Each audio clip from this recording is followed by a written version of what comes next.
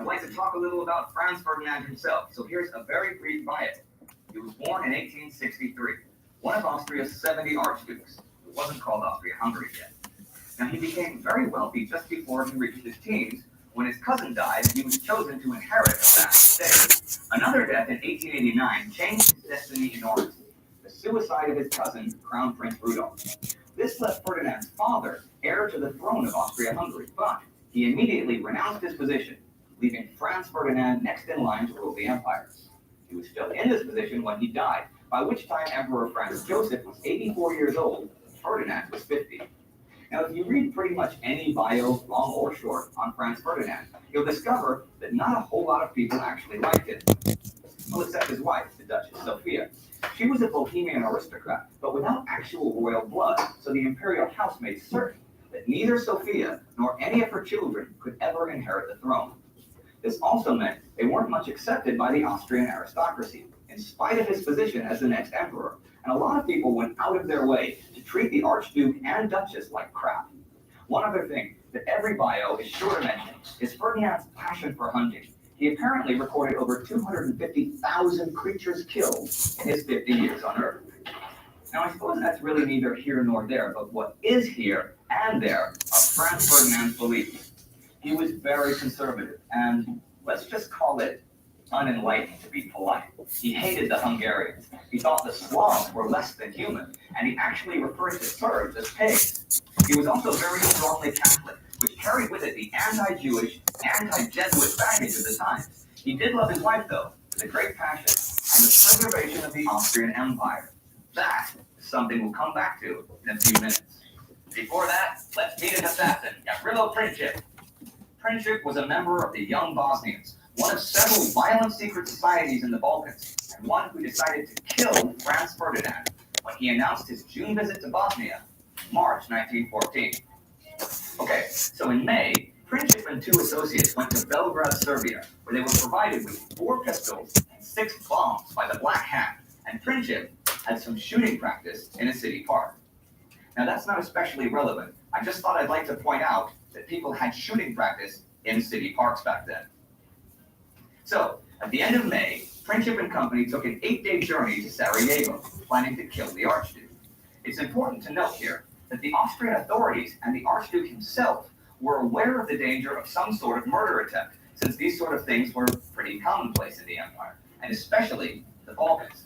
Now, here's a quote from Franz Ferdinand the day he began his journey to Sarajevo. His car overheated.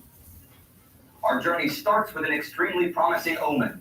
Here our car burns, and down there they will throw bombs at us. So, the evening before they were supposed to arrive in Sarajevo, right? Franz Ferdinand and Sophia surprised everyone by turning up early, just on impulse. And they had a really nice time wandering around the town, which was a pretty exotic place back then.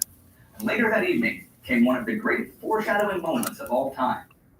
A member of the Bosnian parliament who had urged Ferdinand and Sophia to cancel the whole trip for reasons of safety was presented to Sophia. She said this: "Things do not always turn out the way you say they will. Wherever we have been, everyone, down to the last Serb, has greeted us with such great friendliness, politeness, and true warmth that we are very happy with our visit." Okay, so far so good. Then the guy, whose name was Sunarik, answered this: "Your Highness, I pray to God that when I have the honor of meeting you again tomorrow night, you can repeat those words." Then they had a big banquet that night, and late the next morning, coincidentally their 14th wedding anniversary, the Archducal motorcade left Sarajevo station. No fewer than 7 young Bosnian hitmen were deployed on the town's bridges, one of which the Archduke had to cross. Now, one of the young Bosnians threw a bomb at the Archduke's car, but it bounced off his hood before it exploded, wounding 2 of the Archduke's men. The motorcade drove on to the town hall. They listened to a bunch of the usual speeches. And then, after that, Franz Ferdinand changed his plans. He decided to visit the men who'd been hurt by the bomb to see if they were okay. So he wanted to go toward the hospital. But there was a lot of confusion over the new route and who'd been told what and who hadn't been told what. So when the Archduke's driver turned off the Apple key, the general sharing Ferdinand's car told the driver, no, back up and continue on Apple key. So the driver stopped the car because it had no functioning reverse gear. He stopped it right next to where Gavrilo Princip was standing.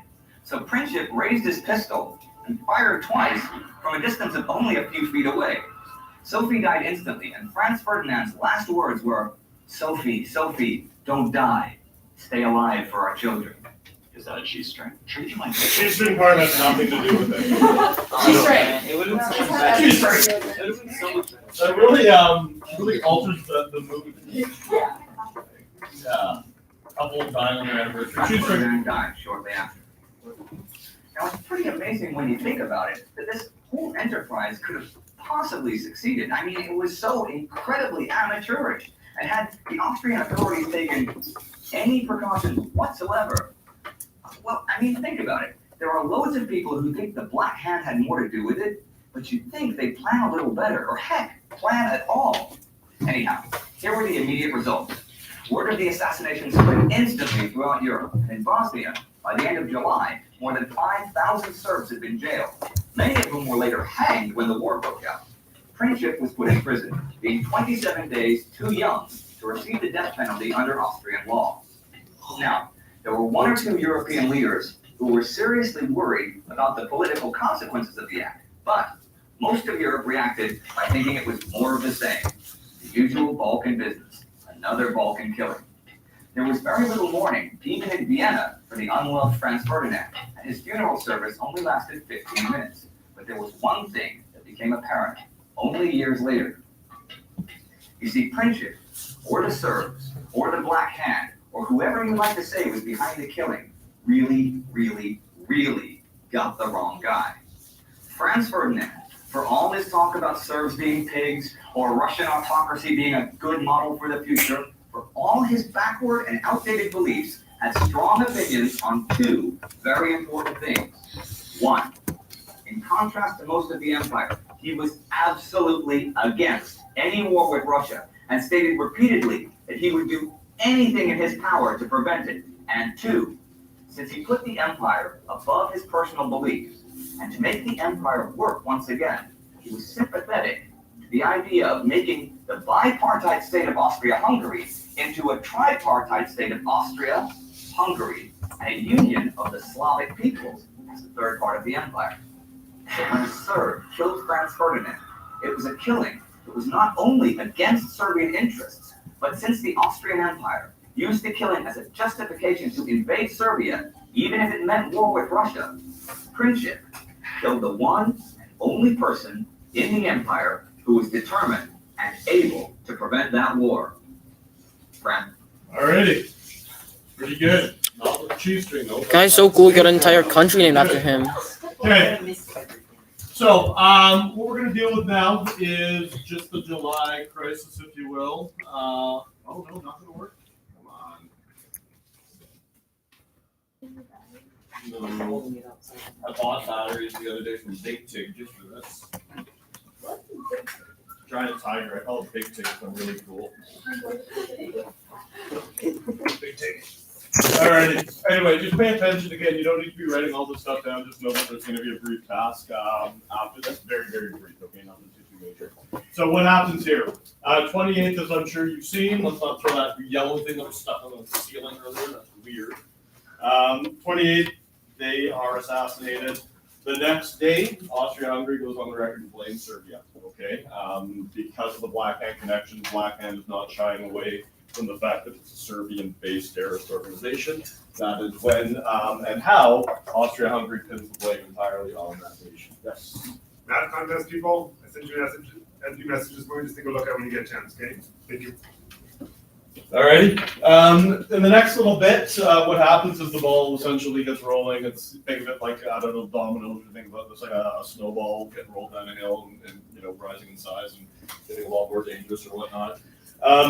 Austria-Hungary's war party, by that we just mean the politicians and the military, people who want war, warmongers, if you will.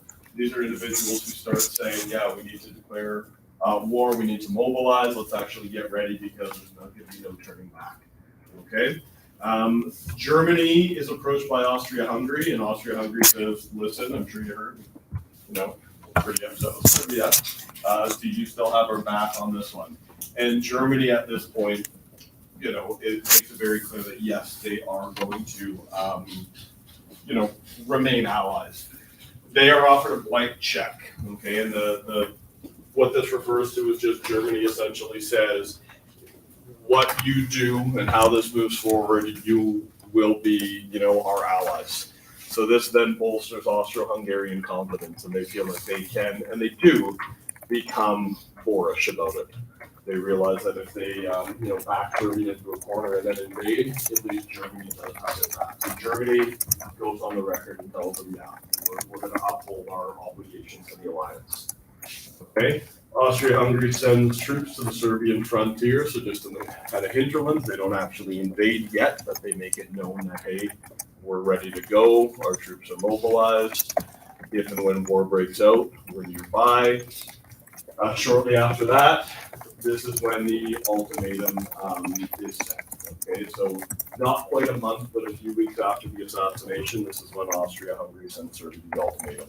And what an ultimatum is just a document that says you have to do everything that we're asking or telling you to do, or else. Okay, and the or else is we will declare war on you. Okay, I'm sure you read this in the little text excerpt. It's a lot more detailed. If you're interested in it, you can find translations online. There's a number of different demands. Okay, different facets to it. Austria-Hungary, it said, made this pretty impossible to agree to. They, by this time, wanted war. Okay, they have Germany backing, they have mobilization, they want for war to happen, so they expect Serbia to say, no, we're not doing that. In all honesty, Serbia says yes to everything, essentially, but one. Okay, and the one thing that they don't want, and they don't agree to, is allowing Austro-Hungarian police and officials into Serbia to conduct an investigation and try to stamp out the Black Hand. Okay, but a lot of other things like taking blame, apologizing, stepping down, ensuring that they're not posing a military threat to Serbia was willing to do all of that. They kind of drew the line that we're not allowing your officials into our country. Because with that, then comes a lot of other, potential issues. Okay, so that's the one that Serbia says no to, and that's enough. Austria-Hungary doesn't give them, hard marks for saying, yeah, you agreed to most. Okay, yeah, we'll hold off. They don't. The fact is, Serbia doesn't agree to everything. Austria-Hungary is a position where they're going to declare war. Okay, so. With different ultimatums, there's a time period. Serbia sends it, say if you don't reply, agreeing to this within 48 hours, we're going to war with you. It's not agreed upon, so now Austria-Hungary has a justification for declaring war. Okay, so what they do, they mobilize troops. They continue to mobilize troops. I should actually say that they now fully mobilize their military. Britain tries to get involved and tries to, meet, and they want to bring in members of both the UNCLOS and the alliance to say, listen, let's talk it out. Let's not let this go to the point. Germany refuses because by this time Germany now sees the chance, if you will, to finally go to war as well. They've given the Austria-Hungary a check. They're not going to want to meet with France, Russia, and Britain. Okay, so a month later, no, you don't need to be writing all this stuff down. Anyway, a month later is when war is actually declared. Okay, so assassination June 28th, war declared July 28th. Will I ever test you on exact dates? No, probably won't. But you need to know that a lot happened in a relatively short period of time that all kind of led to the war being declared. All right. So Austria-Hungary declares war on Serbia. Russia partially mobilizes, and the war actually, happens by the Austrians bombarding the capital. They used naval forces because of the, outlets of the Mediterranean there. They also do send troops. So what happens now? Austria-Hungary and Russia mobilize. Russia sees that Austria-Hungary is not going to back down, so they set their armies, their military. Okay? And by this time, you can say that, yeah, it's going to become a world war because you have mobilization, you have war declared, you have the alliance systems, You have Russia now having to or wanting to get Serbians back. If Russia declares war, well, we know what Britain should be doing now. We know what France should be doing. And yeah, that's absolutely what happened. Okay, so Germany then sent Russia an ultimatum saying, stand down. This has nothing to do with you. They say to France, you stay out of it as well. Russia and France don't agree to what Germany's demanding. So it's essentially just right before the fighting starts, it's countries drawing at each other, telling each other, don't do this. It's not your fight. It's not your problem. They're not going to back down. With everything we've looked at so far, it's probably not surprising. So on August the 1st, Germany declares war on Russia. So now Russia's involved. France and Belgium mobilize. And anytime you say mobilize, it essentially just means get your military ready. Okay, you have trained soldiers. Now what you're doing is you're deploying them. Okay, you're not invading another country, but you're sending them probably toward borders. You're getting all of your artillery. You're getting. They didn't have tanks by this time, but you're getting your artillery. You're getting any of the motor vehicles. You're getting your trains, all ready to go. Yeah. All right. August 2nd, Germany pretty much says to Belgium, if we pass through you, don't fight us. Belgium doesn't agree to that. Okay, and this one is an issue. Germany declares war on France. And because, as we'll see with the Schlieffen Plan, because when Germany declares war on France, in order to get to France, they go through Belgium. That's going to bring Britain into the fight. Okay, and that's absolutely what happened. So this date is kind of key. When you're looking at Canadian dates, like when did Canada join the war, you're going to be seeing different dates. Some of you will see 4th, some of you will see 5th. That makes sense. Because the Brits declare war on the 4th, we're automatically part of Britain. So we're automatically part of the war. And sometimes it says the 5th because of course, the time difference. Some Canadians didn't realize until the 5th that Britain was at war, i.e., now we're at war as well. Okay, so August the 4th is a date that, if you're going to remember a date, the 4th is a good one to remember, just for, to realize that. It was a couple days after. And the reason why we went to war is because Britain declared war. And Canada did not officially declare war on Germany. We didn't have to. Okay, once Britain did, all of the dominions, so remember that flag from yesterday with the little dogs? All those little dogs went to war as well. Because we're part of the Commonwealth. Okay? U.S. declares its neutrality. And then on August the 6th, Austria-Hungary officially declares war on Russia. So from the 28th of July to the 6th of August, you have war declared from Austria-Hungary to Serbia. And by that time, you essentially have all of the countries that we talked about, minus Italy, at war. All right, so a lot happened in a relatively short period of time. Questions? Field trip? Yes. Yes. Where? To the US? Anywhere. Any of those places? It'd be cool to take a field trip to August the 6th, 1940. Actually, no. Let's go to the Dave. I always find it fascinating too. You go down, the internet rabbit hole and start clicking on different links, whether it's Wikipedia or otherwise. Like the first casualties of the war are like funny and heartbreaking, mostly heartbreaking, just because it's like a couple soldiers traipsing into each other's borders and getting into a squabble and unceremoniously getting shot and dying in a farmhouse. And then you fast forward to like tens of millions of deaths 4 years later. You're like, wow. It's just it didn't start immediately as a No, serious it's not. war. It's not like 1, 2, 3, go, and then everybody's just shooting and firing and stuff. Okay. So what I want you to do right now, get in a group of 3, 4, 5. I don't really care. Oh, Ali, wait. Did you see that effect? That one's for you. Do it again. So good. Oh, Oh my Oh, goodness. wow. Okay. oh wow. Oh. So do you That's a remember we did favorite. this before? We did the headline math. I've taken the exact same words. I've just changed one thing around. Remember the headline was going to synthesize? What I want you to do, come up with a headline as best you can to summarize the Oh, this thing July again. crisis. So we're looking at from the point that Ferdinand was shot to the actual declaration of war. If you you want to grab a whiteboard, grab a whiteboard. If you want to just think about it, think about it. I'll give you about 2-3 minutes for this, and then I'll ask you. So you're summarizing the July crisis in a nice succinct headline. Whiteboards are there. Control markers that should you need.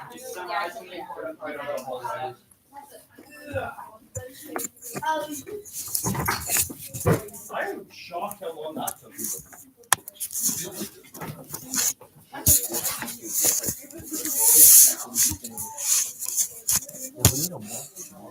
Go through and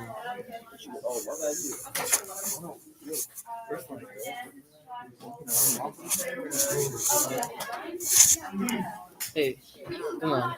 Okay. You wanna be in it? Yeah. Alright, come here. Selfie.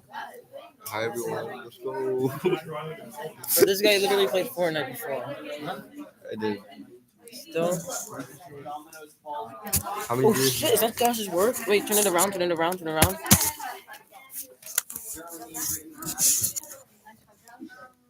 Alright, I guess we friends. Spoiler alert. He didn't stay alive for the Oh, dang. Spoiler.